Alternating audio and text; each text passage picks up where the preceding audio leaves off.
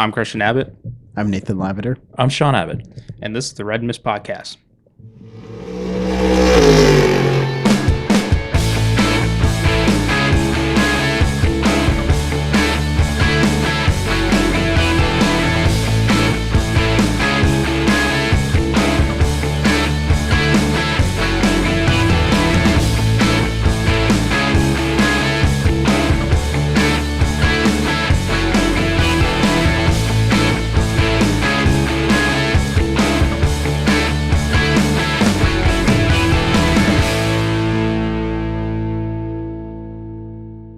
Hello, welcome to the Red Mist Podcast, Season 4, Episode 32. Today, we'll travel back to NASCAR for our Car of the Week. This week, it is the number 32 Ford Taurus from 2000, the NASCAR year 2000. Car owner Cal Wells and his PPI team, Precision Preparation Racing, which was his off-road team in Toyota off-road racing. So he brought it to NASCAR as well as to IndyCar, and brought in former Trans Am driver Scott Pruitt to drive that car for 1 year, and with title sponsor Tide. And here's a fun fact: Nate won't even know this. Why number 32?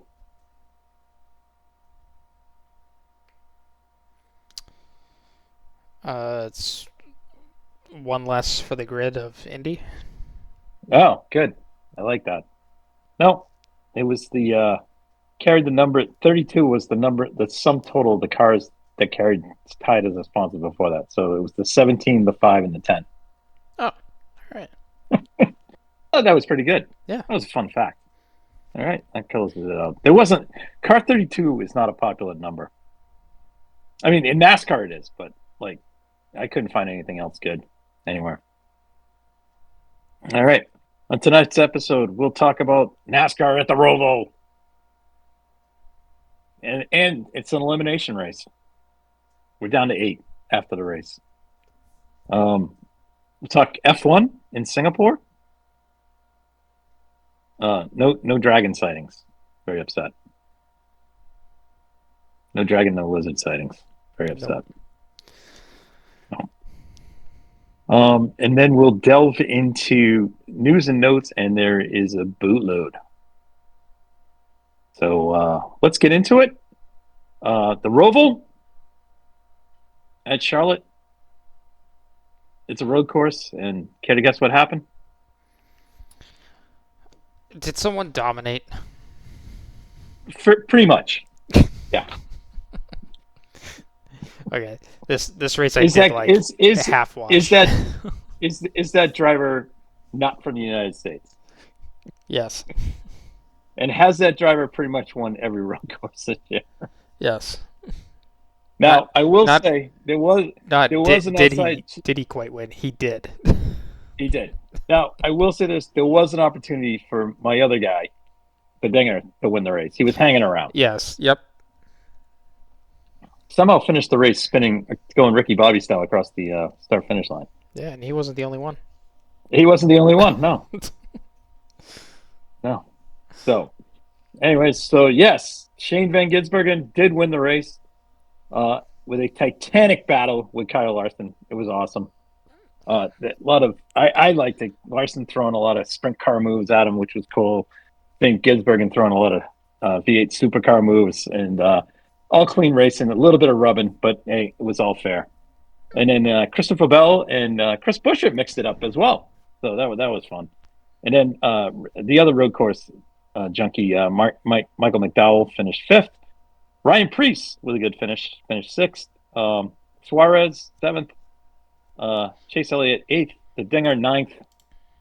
And Tyler Reddick was 10th.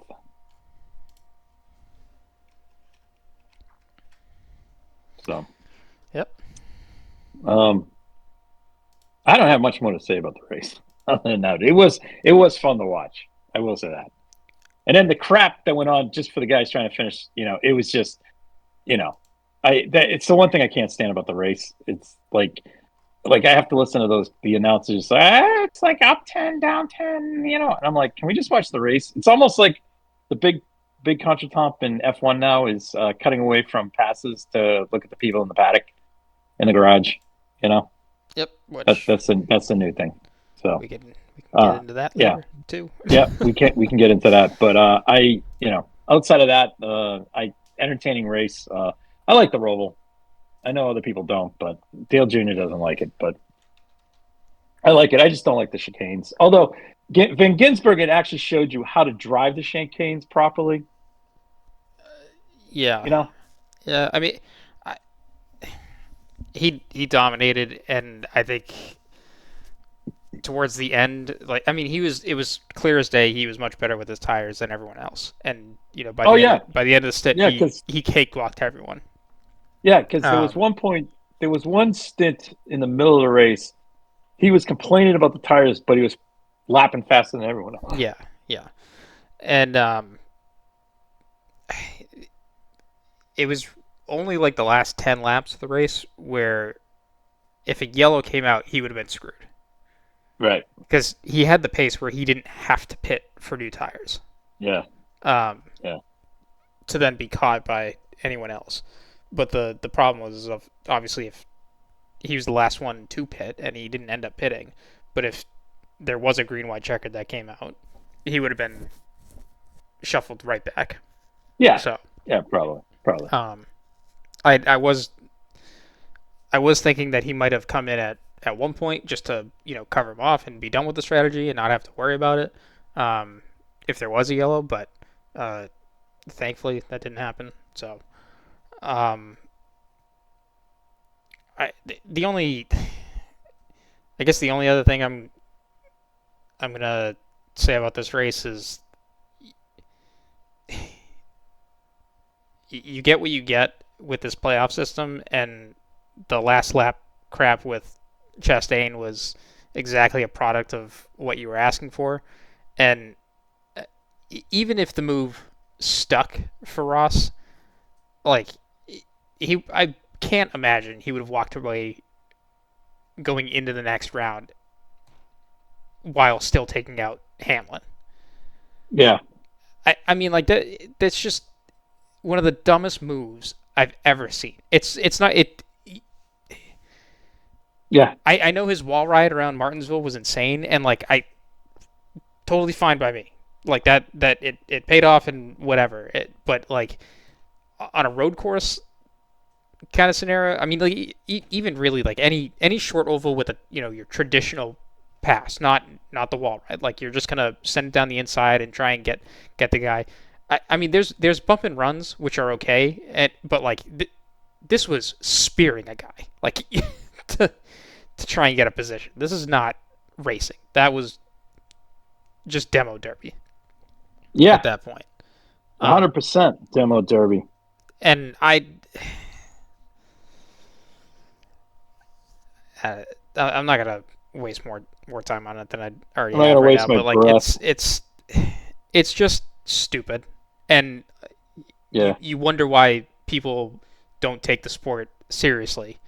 And like even watching the race up in the front of the pack, perfect, totally fine, didn't have a problem, everything played out, was good. It's the crap that goes on in the back that they promote that makes it look stupid. Yeah, no, 100%. So anyways, so hopefully it doesn't. I'm just screaming down a bottomless pit at this point, but if they ever change it, thank you to whoever has their head screwed on when they make that decision. But until that day comes, they'll still have this crap going on. Mm-hmm. All right, enough of NASCAR. Well, I guess the last thing is they go to Vegas this weekend. We go to Vegas. They go to Vegas. Yep. And on to F1. Yeah. Well, let's hold on. Let's. Or they you go to have an Vegas. I know. Or I do know. you have I know. more NASCAR No, no, stuff to add no, on? no. It was a cutoff race, so we should just tell you who qualified and who didn't. Oh yeah, yeah, Right? Yeah. I mean, because like Nate would be all upset if we yeah, didn't. yeah. No, fair point. You know. Hold on.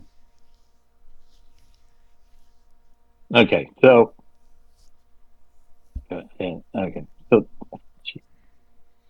They have like a car going across the screen because like we got to know this. Mm-hmm. So, okay, so your point leader now is Denny Hamlin. He's the +8 guy. Okay. Yeah, Blaney is +6, Larson +4, Byron +4. So those two are what they call above the cut line. The guys, the four below it are Christopher Bell. He's 4 points. He's -4. Elliott is -14. Chase Briscoe is -14, and Logano is -24.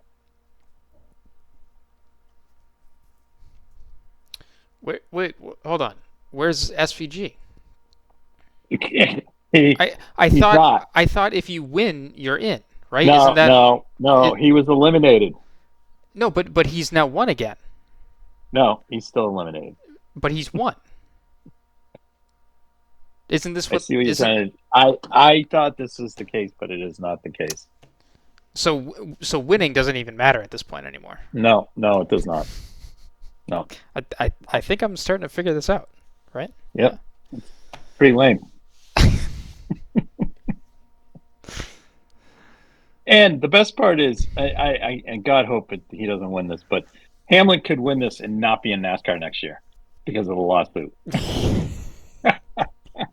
Well, Hamlin could be only because he drives for Joe Gibbs, but his team might not be. Yeah. So, anyways. Yeah.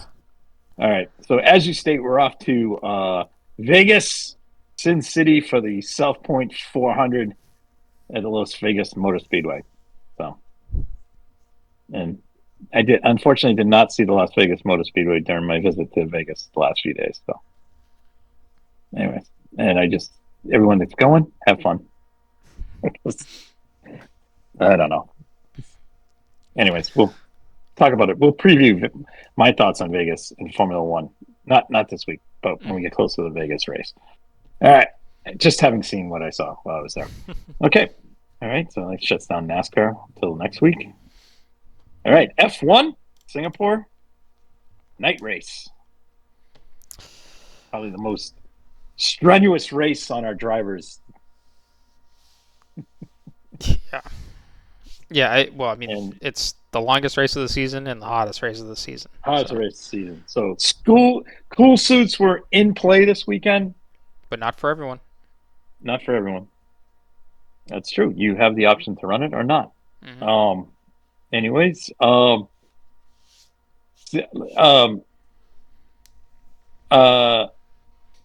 the most thrilling weekend.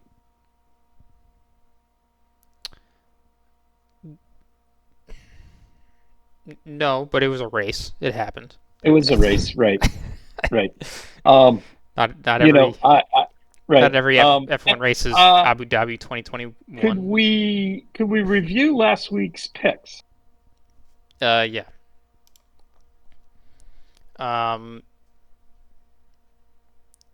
You led the way with 1.5 picks, correct?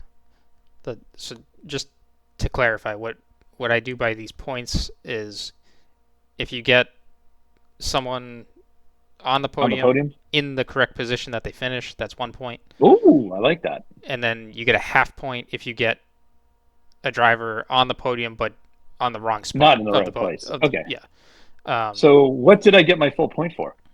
Verstappen in the second. Second, and George for third, right?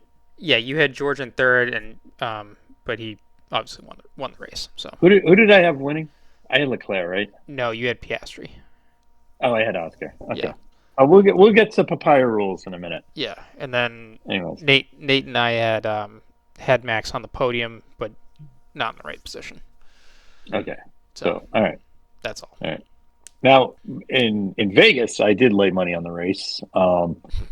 I guessed incorrectly on a single bet of Verstappen winning, and then on my parlay bet I won $80.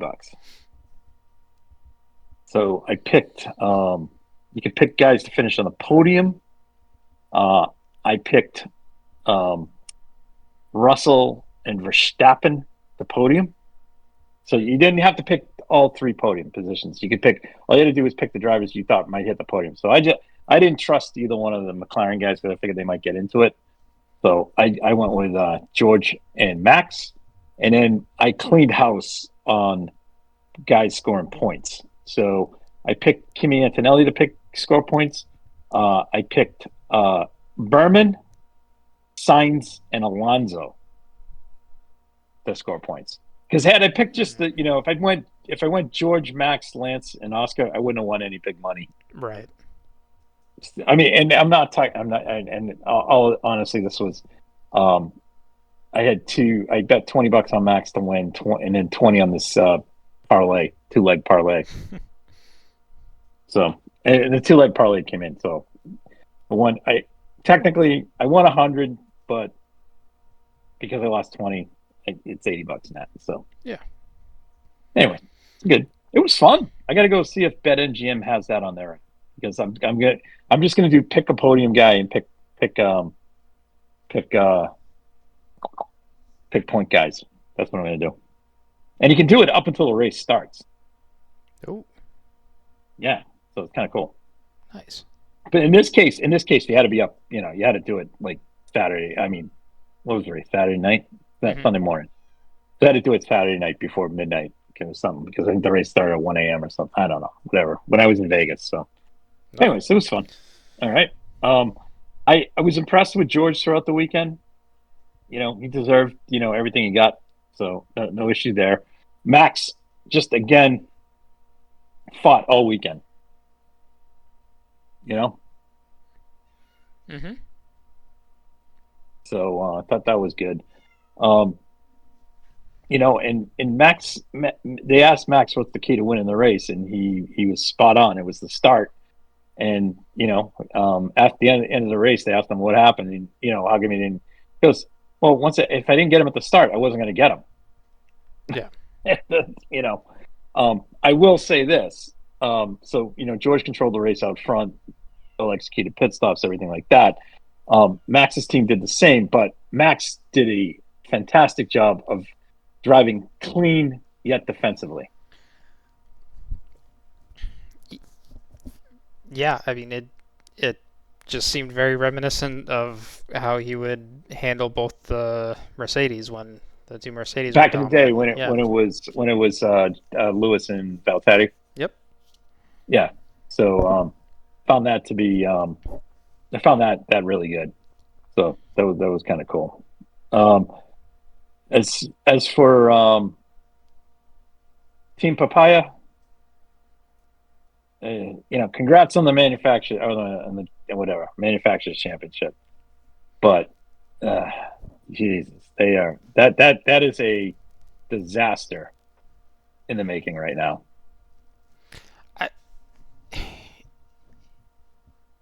It's the thing that stuck out to me that I found interesting about this title was they won it with the same amount of races to go as Red Bull did in 23. Yep. However, in 23, only Ferrari and Carlos Sainz was able to take down Red Bull. Right. So I know where you're going with this. Yeah. So it's two interesting points out of this. McLaren clearly have the dominant car this year. Mm-hmm. And I would think the title would have been able to have been wrapped up sooner if they figured out, a couple races here and there earlier in the season. But having said that, that also means that the car isn't quite as dominant as it was, or as the Red Bull car might have been. But obviously, if you go to 2023, the only flaw in that year was Perez was not finishing second or on the podium every single race. So there's in that case you have a dominant car but not the dominant driver, and then in this season you definitely have a strong driver pairing with a strong car pairing, but with the field so close, you're throwing away points at a few rounds, and also the other teams are close enough where they can get you once in a while. Mm-hmm. So just an interesting comparison between the 2 years. Now, having said that, there's still 6 rounds to go, and the conversation still is, can Max overcome the points haul he has to win the drivers' championship? Yeah, it's Because kind of interesting because he is eating into it, and and McLaren, whatever they're trying to do to manipulate this thing, if they're trying to make it go to the last race, it's going to bite them, because it could seriously come down to Max chipping away because they're thinking around with the two fighting for points, and then they have one race where they get a double DNF and he's right back in it. Yeah, but this is something we've said all year. Like, they need to just pick a driver and be done with it. Right. Because we're past the halfway point, and the leader all season for the majority of the season has been Oscar. Okay. Yes. And clearly Zach is whatever he's playing with Lando. It's Lando. But I mean, Jesus, I don't know. I mean, seriously. The past round or two has definitely been Lando being the stronger driver, which is what it is. Well, yeah, is what it is, and Oscar has made his mistakes, and so it's not like he's been a perfect lead driver in that sense, right, from within the championship points. But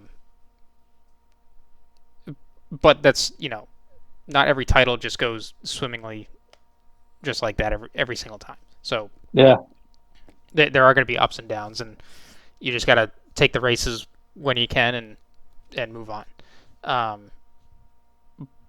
But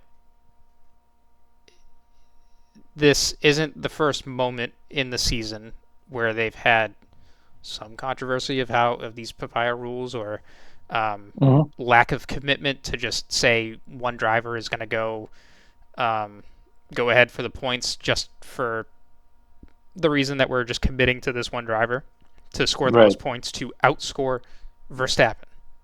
Like, this is the only threat that they've had all year is Max, and they're just not committing to it because they want to play this game of being fair and whatever. And I'm like, if Max wins this year, it will be hilarious. Yeah. And really show what kind of a team McLaren is, and or maybe it's just going to be one of those hard lessons of realizing, like, this is how it has to be moving forward, and you can't do this. No, 100%. And I'm not saying Max isn't deserving of this title, because there's been a few races where he's let points slip, where now you're at the point of the season of, like, well, should he have played some races differently? Like, I mean, the first race that comes to mind is Spain, but like, having take that race out of contention, like, Max's attitude to this whole season is he doesn't think he was going to win anyways. So he's just been, I mean, he's showing up every week, but like, the expectation has been set that as long as he comes in behind the two McLaren guys, he's maximized the season. Yeah, I would say. Yeah. Or if he picks off wins where the car was clearly the better car, Right. That's fine too. But what has obviously happened? They have skunked onto something Yeah. with the car. Mm-hmm. So somehow they're starting to cobble this thing together. Now, sure, it's a long way to overcome Oscar, and we'll get to that in a second when we kind of look at the points. But it you know it's Lando is in play to be overhauled. Yeah. Yep. So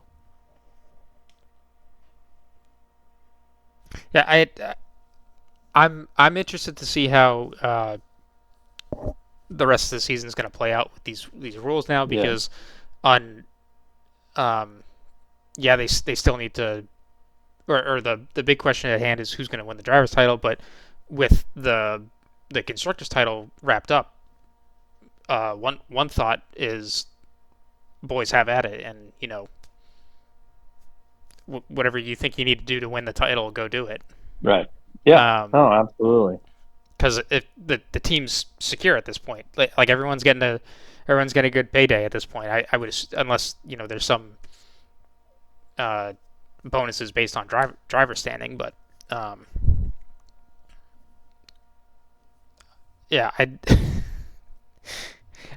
think if they say that like let you guys can do whatever you want and you can wreck the car, like if you feel that that's what's necessary to win against the other driver, um, I think that's going to be probably worse anyways in the long run because they do have to kind of unify at some point to still beat Max. Right. Yeah. So, because So like you mentioned, one yeah, DNF for either of these guys, like that, then yeah. this comeback becomes very very real. So just kind of like let's talk about a couple drivers of the race here. Um, I mean, let's exclude George and Max. I think they were at the top end of the field Mm-hmm. throughout the weekend. The McLaren guys were doing whatever they do. But Kimi Antonelli, nice rebound. Mm-hmm. I believe this is Kimi's first time to this track. Yeah, I think so. So that was good. Um, uh, uh, then we have the senior representative of Formula One, Fernando Alonso. Yeah, I mean Aston showed up with good pace this week. Yeah, well, Fernando showed up with good pace too, Yes. Yep. Yep. He did. and he was entertaining Mm-hmm. both on the track and on the mic. Doesn't disappoint. Doesn't disappoint. Our I'd like to salute our final 2 point getters, Ollie Berman and Carlos Sainz. Carlos with a points finish after finishing on the podium. Fantastic job. Mm-hmm.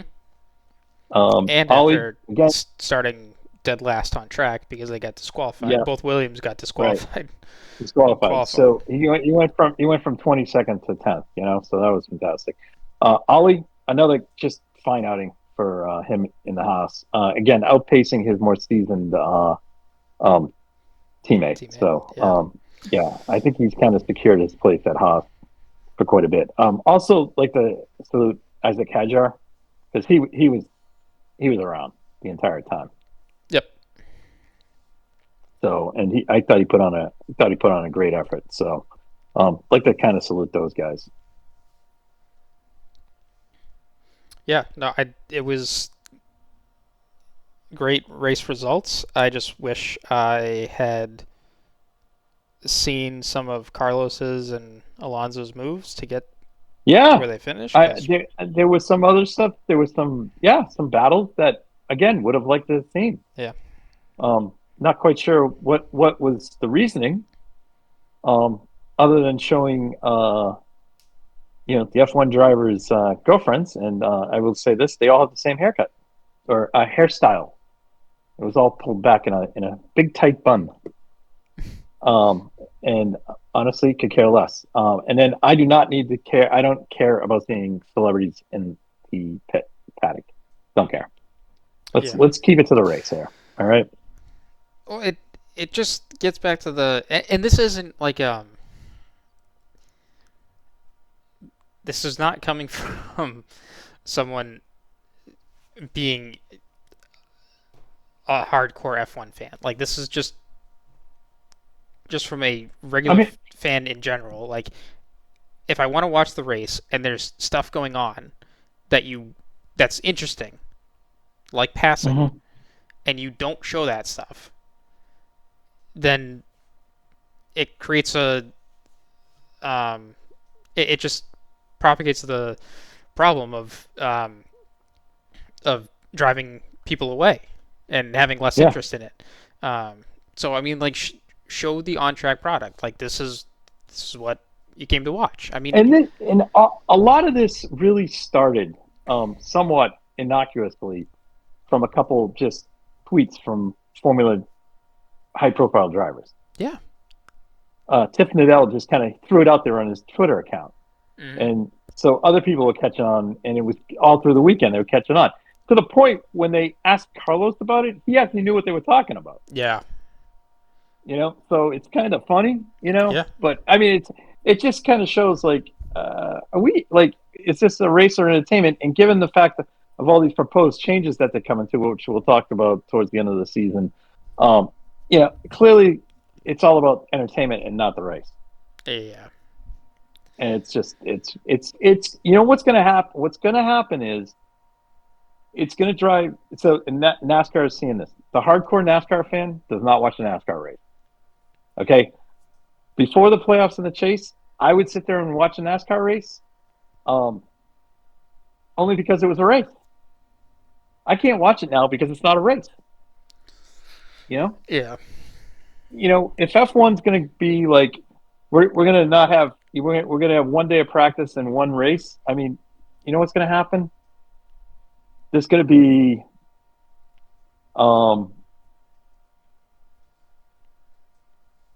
it's going to be I don't know what I want to call it.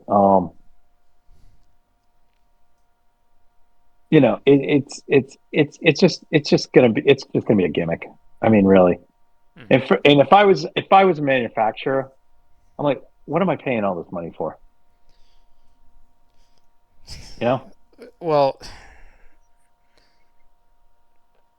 I mean, you're paying the money, but like as long as whatever piece of the pie is right, you're getting. Yeah, I got you're getting in return. I mean, like that's the thing. Like all these teams. I mean, this is just reopening the discussion with Cadillac and any new team that comes in. It's like if you get any new team to join the grid, like the piece of the pie that every team has is going to get smaller.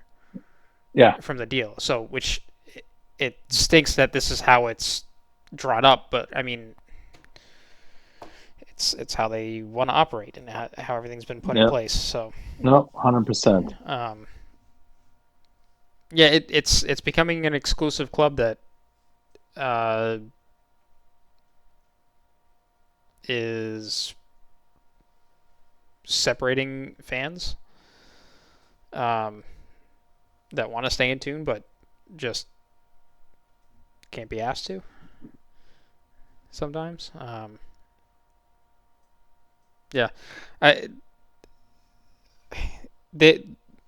A similar issue of this came up a number of years ago where the midfield battle really was good. And once enough people made enough of a stink about it, the rest of the season you were seeing more of the midfield battles, and it's like good, that's great, because at that point I think this is when Mercedes was just dominating every race, and it wasn't even close. Like races were being won by 50 seconds to a minute kind of deal. Yeah. And they always had the camera on either Lewis, Valtteri, or Max, depending on the race at that time. Meanwhile, you look at some intervals in the midfield and you're like, there's a battle here and there. Like, let's go watch the strategy of those guys play out. Like, there's just no. You want to show the drivers and be more personal with the drivers. Like, then you need to show them racing, and not just a highlight of who's in their garage, because you can get that stuff when you go watch Drive to Survive. Like, that's Yeah. what that's for. Yeah, But if you that's want what that crap's for. Yeah. if you want to be able to feel like the drivers a little bit more, then you want to know you want to watch their race and what they've done on track. Yep. Like, Yep. So, And hear their opinions after the fact. Yeah. yeah. No, I gotcha. All right. Other than that, not a whole heck, like I said, not a whole heck of a lot to talk about in this race.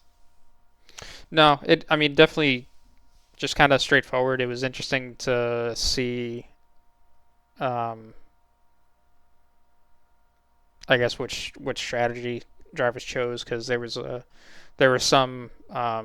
It seemed like up at the front, it was either pick the softs or the mediums to start with, and then go to the hards. Yep.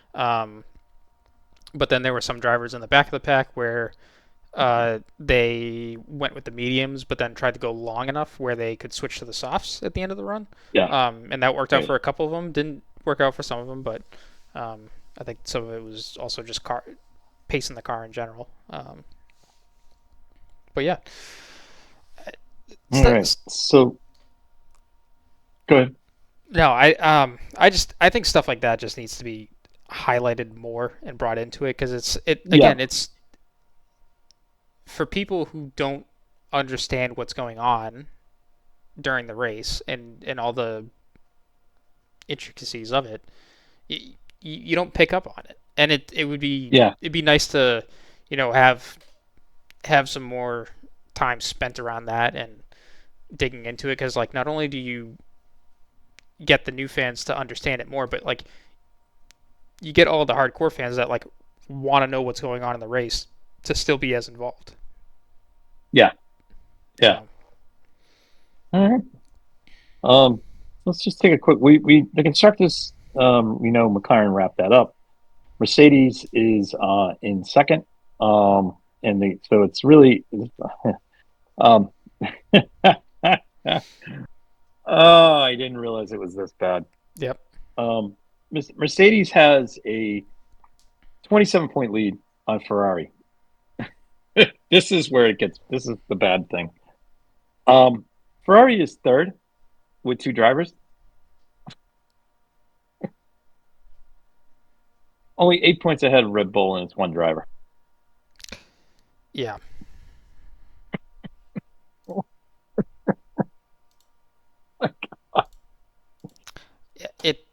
It's bad. It's bad. It's bad. I mean, I know Yuki scored last week in Baku, but yeah, but it's the points. The points from the second driver has been so inconsistent. It's not even funny. So inconsistent. It's been irrelevant. Honestly, non-existent. Up until Baku, that Yuki had only scored points being in 9th and 10th. That's 1 and 2 points. That's nothing. So, of this, Max has scored, of the 290 points, Max has scored 273. Yeah. That means 2 other drivers have scored 17 points. If you had the 2 Williams guys, they'd almost be in second place. Mm-hmm. Oh, actually, God. I'm just looking at the whole season on results, but getting back to my comment about lost points for Max in a race, Spain's one of them, yes, but the other race is Austria, because he got wiped out by Kimi. Oh, right. So so he technically probably they'd be in second place right now. Even if he got he didn't win. Fifth place points, like 10 points. Yeah. Like he was there. Yeah. He was there for 10 points, Right. They'd be in third place. He'd be in third place, and the championship would be that much closer. Oh, God. Oh, yeah, that's a fair point. Oh my God! I'm not It's saying they're going to catch Ferrari. I mean, I'm sorry. I don't think they're going to catch Mercedes. Because Mercedes their drivers are capable of both score points. yeah. Are capable of scoring points. But Kimmy seems it's to be out of his mid-season yeah, slump it's that he slump. that he went Yeah, into. yeah, Um, yeah. I don't. I just he's a rookie. It's going to happen. he is, Um. yeah. And Um. actually, Kimmy is doing better than what I figured he needed to do at Expected. minimum. Yeah. Yeah, which Yeah. was he. I thought him being in a top 4 team, he just had to finish 8th. Well, he's 7th, He's done. Yeah. Yeah. and 7th. the driver in 8th isn't even a Red Bull driver. Well, sorry, let me rephrase that. He was a Red Bull driver, but not right now. Yeah. No, I know. So, anyways, that's really interesting. Um. And the other point is to point out in the construction championship is the meteoric rise of Williams to fifth place. Yeah, Congratulations there. yeah. So the biggest thing holding the VCARB team back, I mean, is the second driver has just been swapped in and out. Um, yeah. I mean, I think we're past that point now. Yeah, you think so? But I mean, well, I think if Yuki had stayed at Mm-hmm. VCARB, he probably would have gotten some point scoring finishes Yeah, in there. Um, right. but also like with Liam, like yeah, 3 out of the last 4 races he's only scored once, but that one finish was 5th at Mm-hmm. Baku. But before that, what 2, 4, 6, 7, the 7 races before that, he had 4 point scoring finishes, and then there was 2 retirements. One in Silverstone wasn't even his fault. Like Right. he was collateral at that point. Mm-hmm. And I can't remember what happened in Canada, but yeah, I mean it's not like he's having a bad season either. I think it's just with how well Hadjar has been doing. I mean, Yeah. Hadjar's advantage has been consistency. Like he's been in the same car the entire season. He hasn't had to move, and Mm-hmm. he is obviously very talented. But yeah, Yeah. All right. All right. And then just like we talked about the drivers. So anyways, all right. So we're off to Coda next. So yeah. back to the United States for Grand Primo number 2. Well, not only back to the U.S., but we do the Americas tour because Oh yeah. we Yep. got Coda, Mexico, Brazil, and then Right. back up to Vegas. Yeah. So we do those 4 races. But before we get to those races, this weekend is Petite Le Mans. So Petit Le Mans is this weekend. Activities have started to kick off at the track today. So we had a Michelin Pilot Challenge, Porsche Carrera Cup. Are the Lambos here? Let me I think it's Hold on. MX5 and Porsche Cup that are here. hold on a second. Bear with me 1 second, please.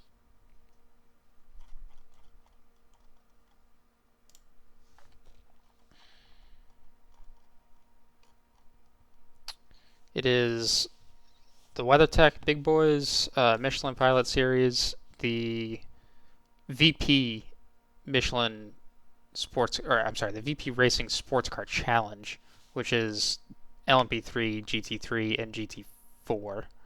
Okay, I got I got it all here. And then it's So Porsche Cup tomorrow, and the Mazdas, MX5s. okay, yeah. So tomorrow we have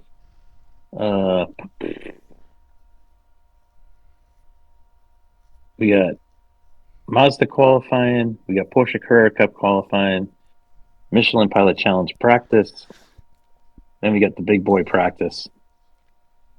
Then we have VP Challenge Race 1 at 105. Mazda race at 2:10. WeatherTech practice, followed by a Porsche Carrera Cup race, and then Michelin Pilot Challenge practice qualifying, and from 6 to 7 tomorrow night, and then night practice. And then Friday, Friday is the big race day. We got VP Challenge Race 2. That's at 8:30. Mazda 9:30. Pilot Challenge. Oh, sorry, Porsche Carrera Cup Race 2. Then we have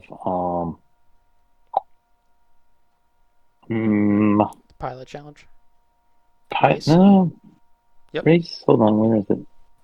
Yep, the Fox Factory 120 2-hour race. And then we have IMSA qualifying. Close out the day. And then Saturday.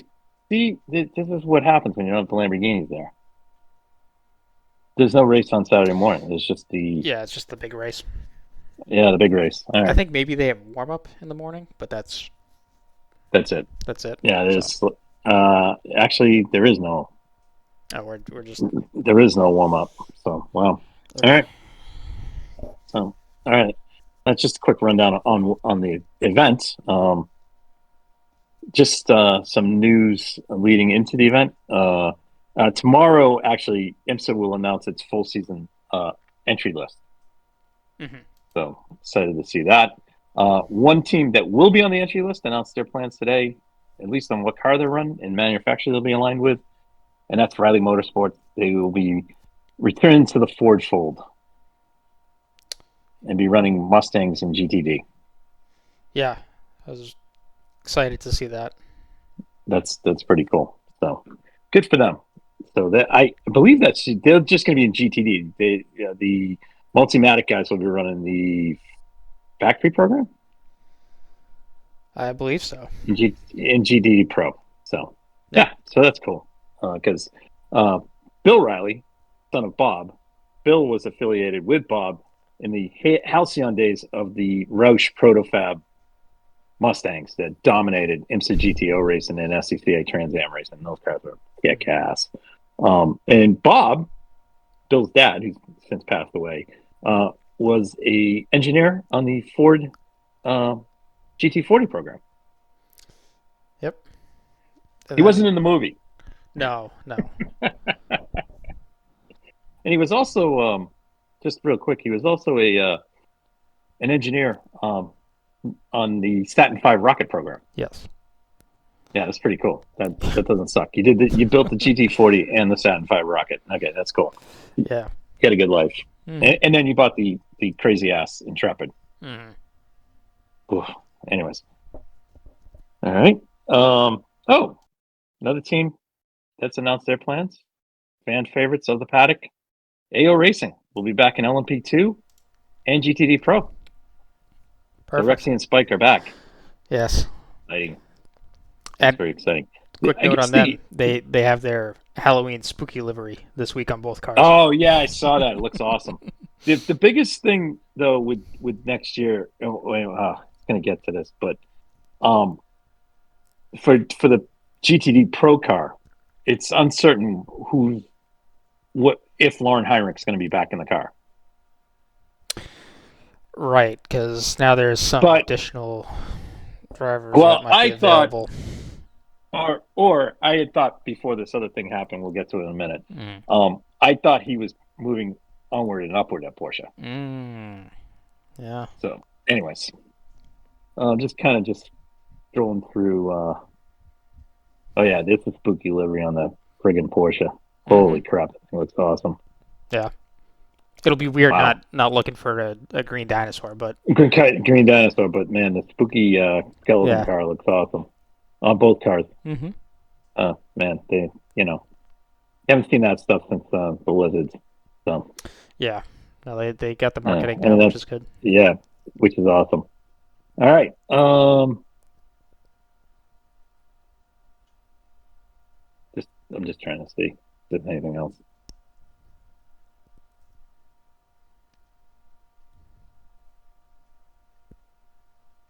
All right. I think that covers that. All right. So let's get to the let's get to the big news that happened this week earlier.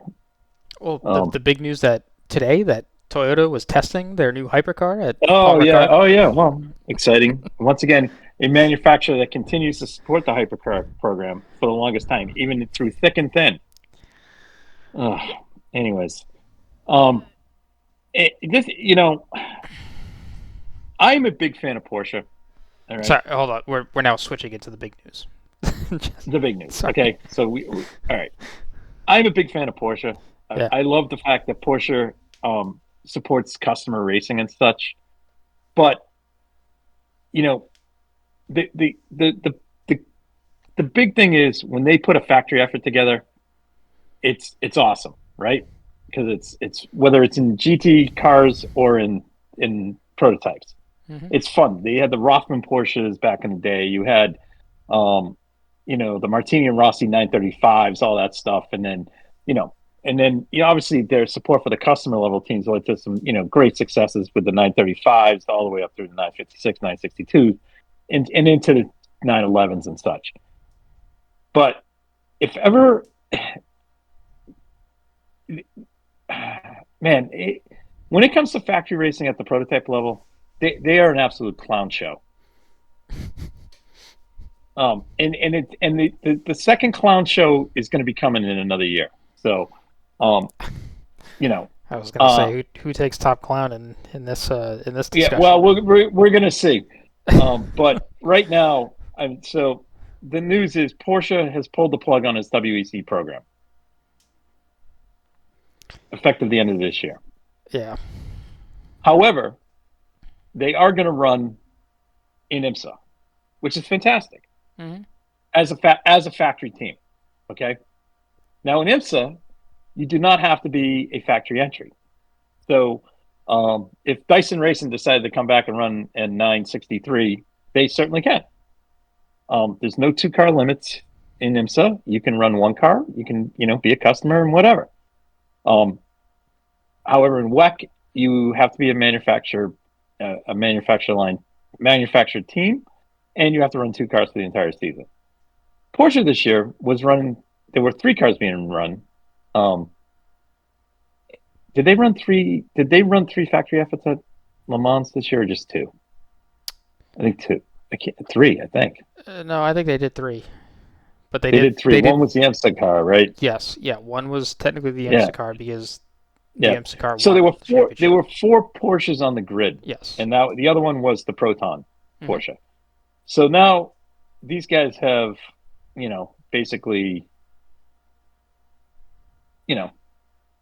dropped out next year. Leaves Proton in a bad spot because technically now they can't run because they only have 1 car.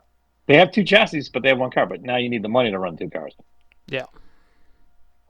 So congrats to that. Congrats once again to the board at Porsche.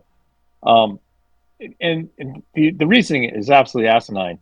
They're going to continue with their 963 effort. They're going to continue in the States because North America is the biggest market for Porsche. So the blowback there is if they pulled out of that, I don't even want to know. Yeah.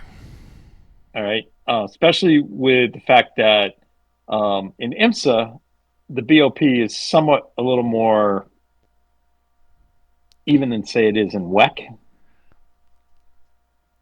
Every team is given a win in IMSA at some point of the season. So you will if you go winless in IMSA, that's your own fault. Exactly. I think that's probably the best way to describe it. In which I can't understand why Ferrari will not enter a car here. I have no clue. Zero. Well, I think I can see why. What? Because the BOP doesn't favor them? Not every race, it doesn't.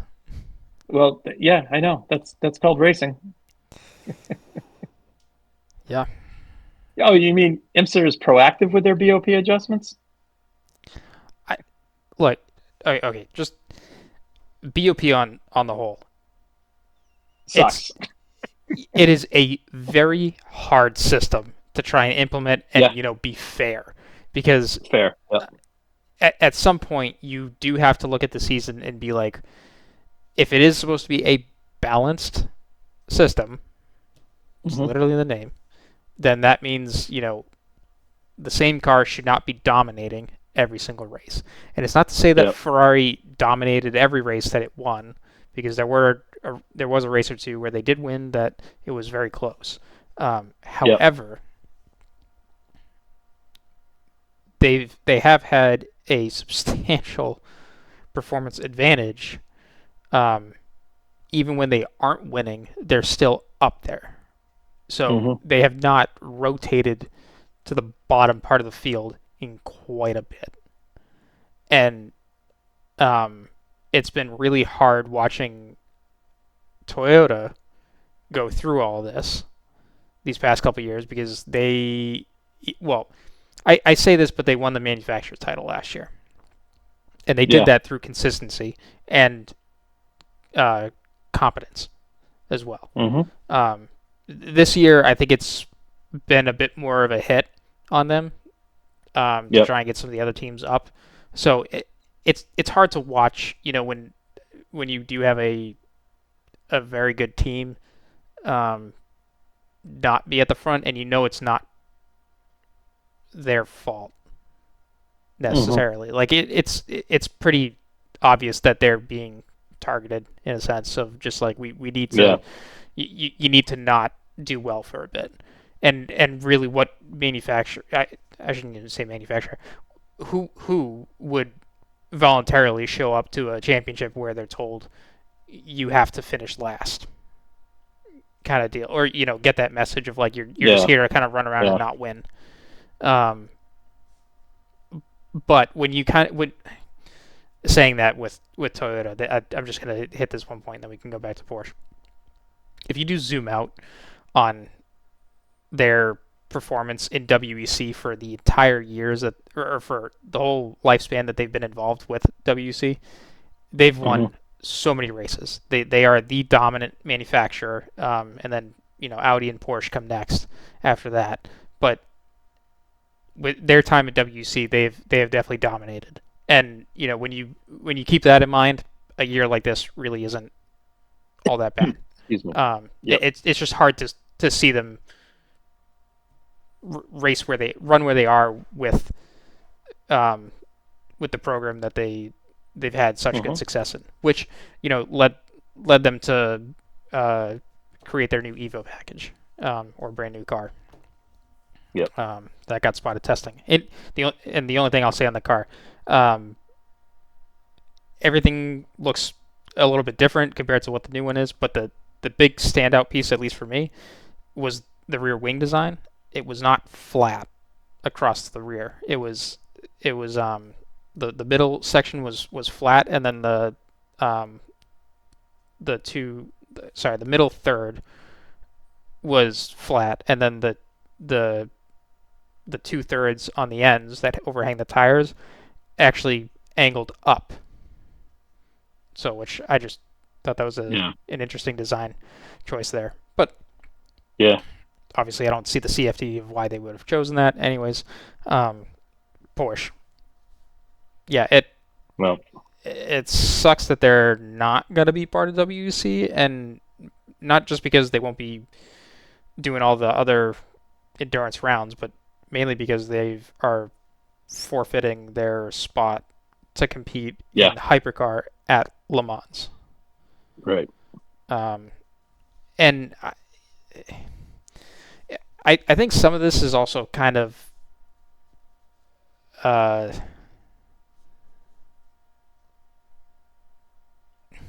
it's bringing into question again these convergence rules that this whole platform was supposed to achieve.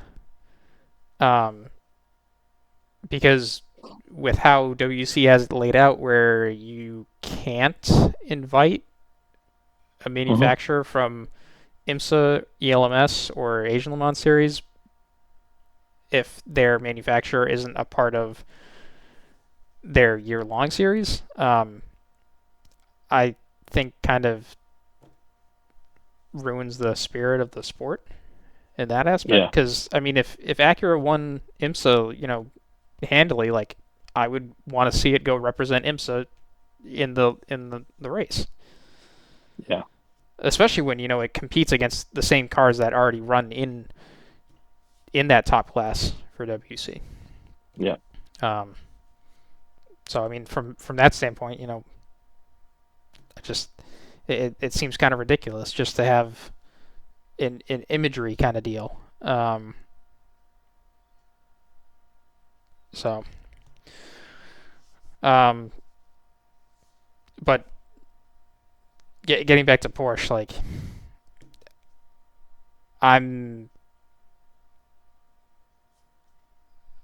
I'm really disappointed to see their choice in this, because like at a time where the only news has been a new manufacturer another one Right. coming in, and we're gonna have another car next year, two cars the year after, and maybe a third manufacturer after that. Like it's all been looking good after that, and then just to hear Porsche, like the manufacturer that, I mean, aside from Toyota, but like Porsche was the big name that came in and said we're back in this, and did the most extensive amount of testing for their car before Cadillac, BMW, and Acura got involved. Like Porsche was, you would expect Porsche to win just because of the amount of testing that they did going into this whole program. Yeah.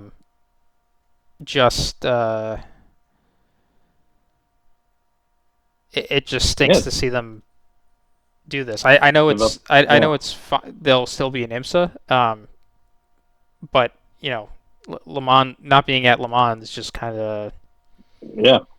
That's where Porsche made its name. Yeah, I actually watched back. I think you had sent this to me, but it was like the Giants of Le Mans. On YouTube. Yeah. Great. Yeah. It was like, I don't know, it was awesome. 45 minutes or to an hour documentary, but it was all about Porsche's dominance at Le Mans. Well, yeah. And it was actually, fantastic. I shouldn't just say dominance. Their history throughout Le Mans, Their and history, then and it went back to when they first started out and where they are today. And I watched the video within the past week or so, and I was like, all right, like they made that video a couple years ago, and it was like, oh, like Porsche's now back at Le Mans, and we're gonna see what we could do, but now it's been 2 years after, and they're not gonna be there anymore. So I just that kind of left a bad taste in my mouth after watching that and getting I guess reignited into the whole history of Le Mans and like what it means to be there and everything like that. And now they're just not going to be there. So at least not in the top class, Yeah, it's true. It's absolutely true. Yeah. All right. Yeah. So I mean, just this is really just, like you said, unfortunate news. So, some of the just a couple things on this. Part of the reason was, they, obviously worldwide soft sales of the cars. They went all in on electric. Yeah. And it doesn't resonate. I'm sorry. It's not a performance thing. Porsche is known for performance and combustible engines. That's what they are. If you want to put a hybrid in there, fine. But but they still want to support F Formula E, which is like, does anyone watch Formula E? I don't. Well, there's definitely people that watch it. People that I know. Yeah, well, it's no. I think like I know one person that does. Yeah. So I don't watch it. And then secondly, of course the tariff situation, they're trying, that's another thing. And, China, apparently it's the sales have dropped off, and, so, and then they recently let go 3,900 people. But again, that's what happens in the car industry. Okay. But you shouldn't make a bet on going electric because it it's a fad. If you're going to make a bet on something, bet what Toyota's doing, which is hydrogen. Yeah, I mean, in the spirit of Le Mans and innovation being a lot of what that race is, the hydrogen stuff I think is the coolest thing since Audi. Audi went diesel. We went in 2016, Yeah. and we actually saw the hydrogen car run. Yeah. So, and I'm just saying, did I think 1 or 2 laps. Yeah, but that was the birth of it. Right. Now they're, I am personally, I'm someone that's kind of like in on this hydrogen stuff. Like I really want to see it succeed. Yeah, I do too. I think it's cool. I'm obviously well aware of the con of doing hydrogen, which is if you puncture the fuel cell, it is a big fiery mess. Like I'm totally aware of it's that. An atomic bomb. Yeah, it's not a good sight. However, combustion engines, as they are already a lot of tiny explosions within an engine, and if you puncture that thing and the fuel goes everywhere, you can have a fiery mess as well. So, however, they are able to work in the safety around running a hydrogen powered car. I think once they do that, it'll be pretty easy to go from there. And I also I saw one article of a hydrogen powered car that I don't know if it's on the market for sale or anything like that, or if this was just a design that someone came up with. But they had the fuel cells that were replaceable. I'm sorry, interchangeable, pretty much. So when you ran out of hydrogen, you would go around the back of the car. I know, and again, it's definitely more of just a proof of concept at this point, but you would basically go around to the back of the car and then twist the handle, and there were 4 tanks in the back. You twist the handle of one, pull it out. It was like pulling out a propane tank, right? Stand it up, grab. That's the old one, and then you go grab the new one, put that in, and you're good to go. I was like, that's a very quick, easy way to refuel the car. If that kind of system were to be used. Obviously, having the fuel cell at the rear of the car and being exposed to any rear damage, that's, again, how do you keep it safe? But it was a cool design nevertheless, and it didn't take, more than 2 minutes or a minute to change out and refuel the thing and go. Yeah. So,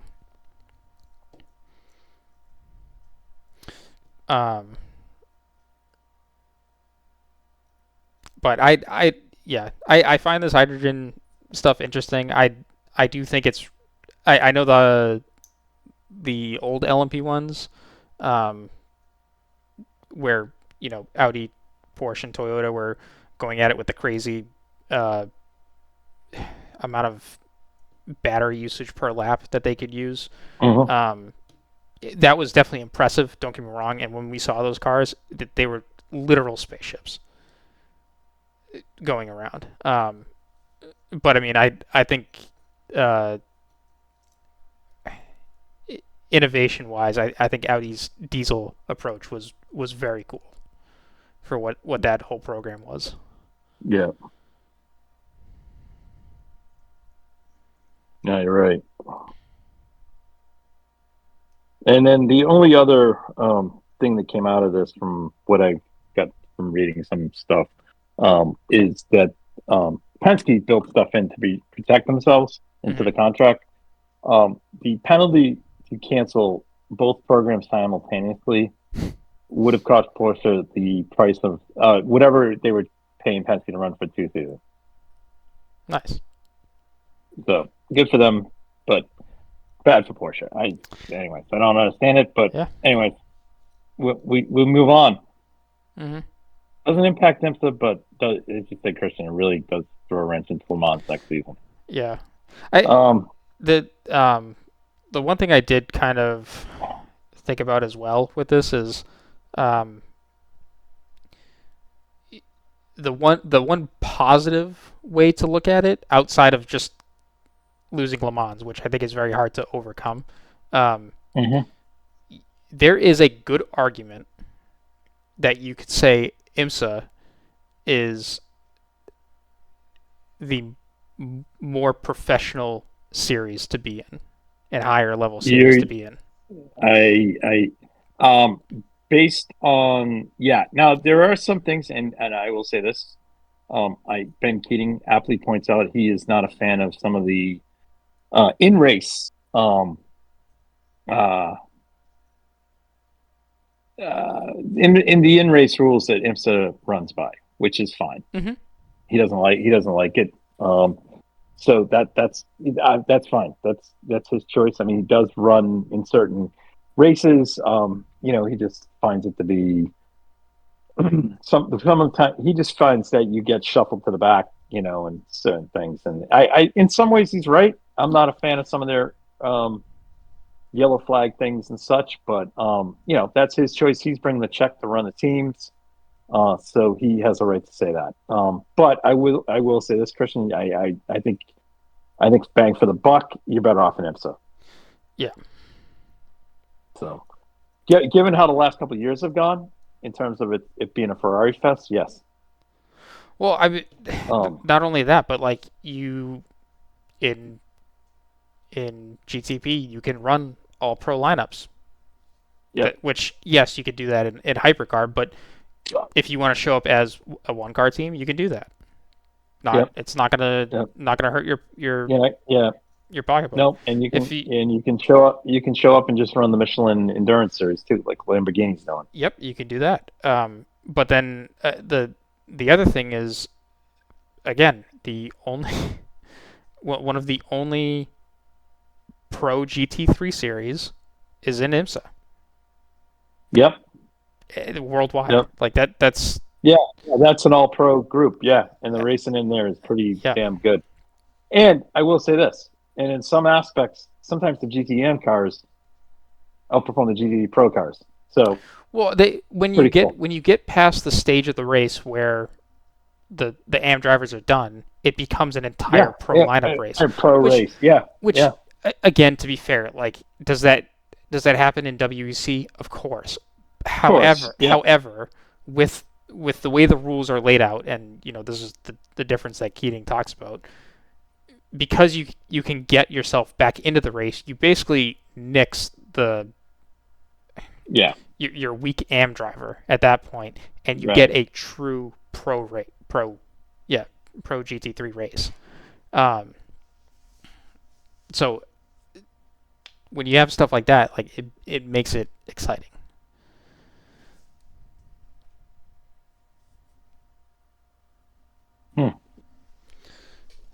So, all right.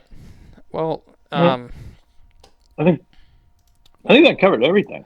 Yeah, just about. The only other note that I have is Ganassi is expanding their Indy NXT program from 2 to 4 cars. And I think Yukos went up 1 car maybe to 3. Yeah. The field's supposed to get bigger.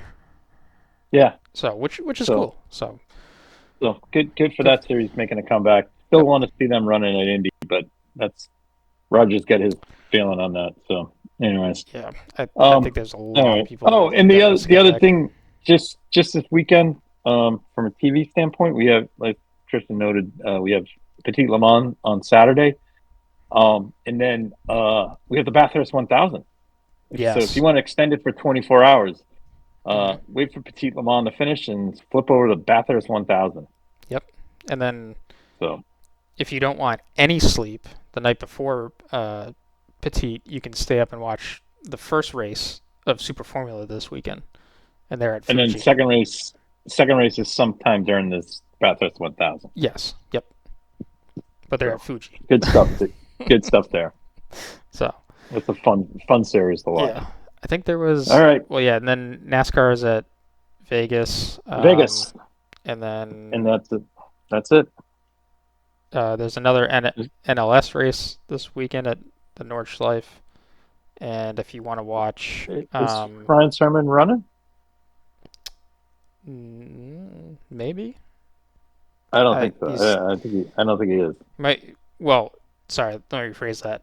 He can, because he's off this weekend. But I don't know. But there hasn't been I don't think he's. I haven't seen any build. I didn't see any build up for it. Yeah, I don't think anything is going into it. There's also a GTA World Challenge Europe round in Barcelona, as well. If you wanted to watch that. So there's a lot going on. Yeah. Yeah, good stuff this weekend. Uh-huh. All right. And on that note, good night. Thank you guys for listening to the Red Mist Podcast, hosted by Christian Abbott, Sean Abbott, and Nathan Lavin. It's produced by Christian Abbott, and music is by Alex Wart and Harrison Tate.